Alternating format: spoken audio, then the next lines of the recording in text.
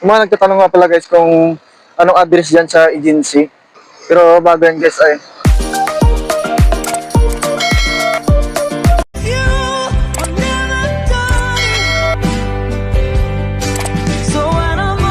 okay guys, sa mga nagtatanong nga pala dyan guys kung anong address agency guys. Yung address yan ng agency ko guys na nagpaalis sa akin dito no. Pupunta sa Japan. Pero disclaimer nga lang pala guys no. Hindi ko ako promoter o recruiter ng agency dyan no. Nasabi ko lang kung sino po yung agency na nagpaalis sa akin pupunta dito sa Japan no. Yung agency po na nagpaalis sa akin dito sa Japan ay yung Ono Overseas Placement Incorporated or Ono Agency. Yung address nila dyan guys ay nasa Sampaloc, Manila sila. Sa may Espanya. Sa ano lang yun sila guys, sa tabi ng ano, sa tabi ng UST College. Yung UST doon na makikita mo sa school, basta pag may nakita ka mga bus na sakayan papuntang UST, yun, nung ano yun, dyan lang yun sila sa may UST. Pag nakita pa dyan sa harap mismo ng UST school, yung overpass dyan, sa ano lang yan guys, tawid ka lang ng overpass dyan sa kabila. Sa may tabi yan sila ng Goldilocks eh.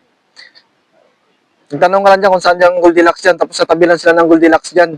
Yung agency na yan, yung Ono Overseas Placement Incorporated or Ono Agency. Or pag nakita mo yung tower na the one dyan, yung mataas, yan, sa harap lang yan sila mismo. Maganda guys, yung agency na yan guys, marami silang pinapaalis dyan. Napaka-legit po yan, no? Wala pa ko ngayong babayaran dyan. Placement fee po yan. Pag natanggap pa po dyan, sigurado pong makakaalis po kayo, no? Kasi ano yan eh, bayad na po yan ng employer niya. Binayaran na po yung pag-aaral niya ng Japanese, kaya madali na po kayo ano po, yung makakaalis po kayo pag natanggap po kayo dyan. Pero siyempre, mag-aaral pa rin po kayo ng Nihongo, no, o Japanese language, no. Kasi napakahirap din dito sa Japan na, ano, no, na hindi ka marunong makakipag-communication sa mga Japanese ba, pag inutusan ka. Kaya kailangan maganda pa rin may alam ka kahit basics lang, no. Kasi mahirap mga pa, no, buti kung kahit sabihin natin maraming mga Pilipino din dito na magta-translate sa atin, pero iba pa rin tayo na medyo marunong tayo konti, no. Mahirap talaga. Sa mga nagtatanong dyan guys, sa mga nagtatanong pa na iba dyan guys, kung may age limit dito. Meron pong age limit pupunta sa Japan, no.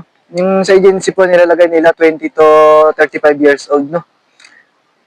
Yun po yung kadalasan na tinatanggap nila sa kadalasan na kinukuha ng employer na. Pero pag dito ka sa Japan, wala po silang age limit dito, no. Kahit matanda ka na dito, hanggat kaya mong trabaho dito, pwede sa Japan. Kaya lang dyan kasi sa Pinas, no, may mga age limit yung mga agency, no. Saka yun nga lang, kadalasan yung kinukuha ng mga hapon, medyo bata-bata pa, no. Pero pag SSW visa po kayo, kahit may edad po kayo, parang pwede pa po. No, pag SSW visa ka, pero pag hindi SSW visa, yung mga, ibig sabihin, yung mga galing na dito sa Japan, tapos ang gusto mong bumalik, yun, parang tinatanggap nila yun eh. Kasi sa kasamahan ko, marami nakabalik eh, na umuwi na sila nung 3 years nila, tapos nag-SSW sila, marami na nakabalik dito papunta sa Japan. No? Kasi yung iba nga, may mga edad na nga din, nakabalik pa yun. No? Kaya depende pa rin po. Yan na guys, baka pwede naman pakilike ang subscribe sa ating channel para updated po kayo lagi dito sa mga video na ina-upload ko. Maraming salamat sa inyo guys.